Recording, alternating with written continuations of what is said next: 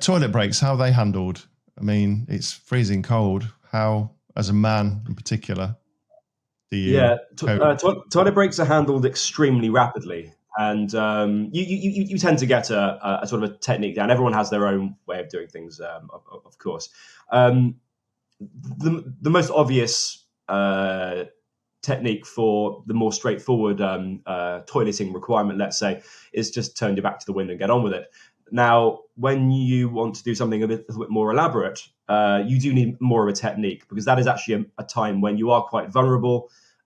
You could get cold fingers because I won't go into too much detail, but of course you need a little No. bit of dexterity. Yeah. And you are not at that point going to be fully clothed, so you need to look after yourself. And I mean, if there's an absolute storm raging, then you do need to take your shovel out, build like a little protective wall out in the snow that can protect you from the wind, and then you can do what you need to do. But generally, all you need to do is